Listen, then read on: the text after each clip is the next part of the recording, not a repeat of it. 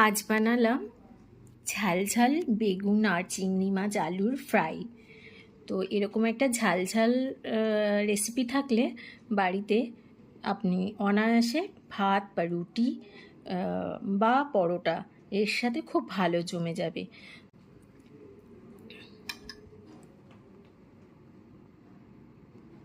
আজ একটা আইটেম দেখাচ্ছি তোমাদেরকে, সেটা হচ্ছে বেগুন চিংড়ি মাছ ফ্রাই। তো এখানে যথারীতি বেগুন আছে, সাদা বেগুন কিছুটা ছোট ছোট টুকরো করে কেটে নিয়েছি। এখানে আছে আলু, সেটাও দুটো আলু আছে এখানে, ছোট ছোট করে টুকরো করে কেটে নিয়েছি। একটা ছোট টমেটো আছে, এটা টুকরো করে কেটে নিয়েছি। আর আছে এখানে চিংড়ি মাছ, অল্প কিছু নিয়েছি আমি চিংড়ি মাছ। তোমাদের ইচ্ছে করলে একটু বেশি করে নিতে পারো, তো যতটা বেশি করে নেবে ততটা টেস্ট হবে ভালো। আমি একটু অল্প করে নিয়েছি, আমার তো লোক কম, সেই জন্য। তেল দিয়ে দিয়েছিলাম, তেলটা ভালো মতন গরম হয়ে গেছে। আমি এখানে চিংড়ি মাছগুলো ছেড়ে দিচ্ছি।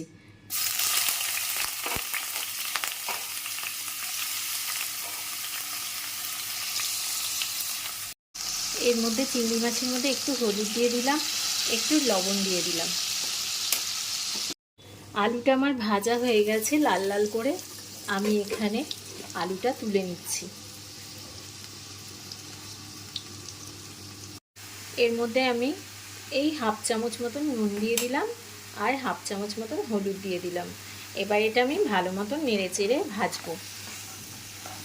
বেগুনটাও একটু লাল লাল করে ভাজবো। পেঁয়াজটা মোটামুটি লাল লাল করে ভাজা হয়ে গেছে। এবার আমি এখানে দিয়ে দেবো রসুন কুচি। রসুনটা আমি কুচি করিনি, রসুনটা একটু থিতো করে নিয়েছি। এখানে একটু রসুন থিতো করা দিয়ে দিলাম। এবার এগুলো একটু ভালো করে ভাজা ভাজা ভাজা করে নেব। যতক্ষণ না রসুনের কাঁচা গন্ধটা চলে যায় ততক্ষণ রসুনটা আর পেঁয়াজটা একসাথে ভেজে নেব। রসুন আর পেঁয়াজ মোটামুটি ভাজা ভাজা হয়ে গেছে। এখানে একটা বড় সাইজের কাঁচা লঙ্কা দিয়ে দিলাম। এই লঙ্কাটা একটু ঝাল আছে, তো এটা একটুখানি কম দিলাম লঙ্কা, একটাই দিলাম। এবার এটা একটু যখন ভাজা ভাজা হয়ে যাবে, এবার আমি এখানে দিয়ে দেবো আগে থেকে ভেজে রাখা আলু, চিংড়ি মাছ, আর দিয়ে দিচ্ছি বেগুন। সব আলাদা আলাদা করে ভেজে রেখেছিলাম, এগুলো সব একসাথে দিয়ে দেবো। দিয়ে এবার ভালো করে নাড়াচাড়া করব, ভালো করে ওলট পালট করে ভাজা ভাজা করব।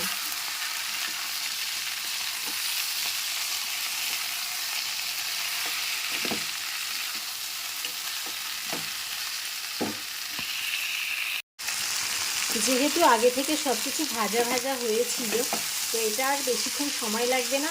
আর এটার মধ্যে কিন্তু কোনো জল পড়বে না, এটা হচ্ছে একদম ভাজা ভাজা হবে, জল ছাড়া আলু বেগুন আর চিংড়ি মাছের ফ্রাই। এর মধ্যে শুধু একটু দিয়ে দেবো লঙ্কার গুঁড়ো।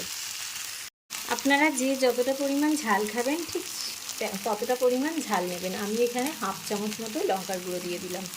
যেহেতু কাঁচা লঙ্কার ঝাল একটা আছে, সেই জন্য আমি অল্প একটু ঝাল দিলাম। তো এবার আমি ভালো করে মিক্সড করব, মিক্সড করে একটু কাদা কাদা টাইপের করে ফেলব।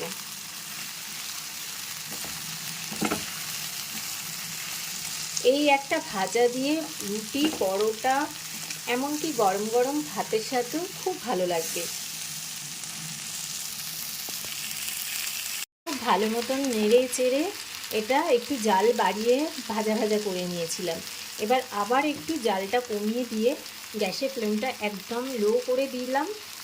দিয়ে এবার এটা আরও একটু ঢাকা দিয়ে ঠিক 1 মিনিট মতন এটা একটু ভাপে বসাবো। তো এই সময় আলুটা আর বেগুনটা একদম মিক্সড হয়ে যাবে আর এটা একদম নরম হয়ে যাবে। তো এটা 1 মিনিট মতন স্লো ফ্লেমে হতে থাকুক। এর মধ্যে একটা টমেটো কুচি, সেটাও আমি দিয়ে দিলাম।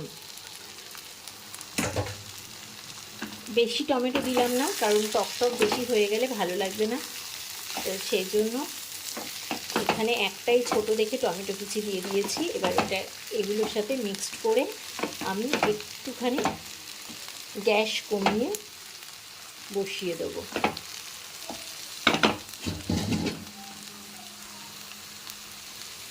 একটু ঢাকা দিয়ে রেখে দিই। আমার কমপ্লিট হয়ে গেল আলু বেগুন ফ্রাই, আলু বেগুন চিংড়ি মাছ ফ্রাই। দেখো কত সুন্দর হয়েছে।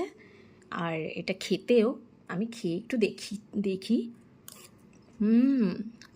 দারুণ একটা রসুন রসুন গন্ধ বেরোচ্ছে। পেঁয়াজটা একটু লাল লাল করে ভেজে নিয়ে, রসুন ভেজে নিয়ে, কাঁচা লঙ্কা ভেজে এটা করতে হয়।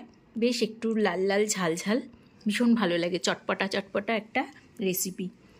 কেমন লাগলো বন্ধুরা তোমরা জানিও। ওকে, টাটা।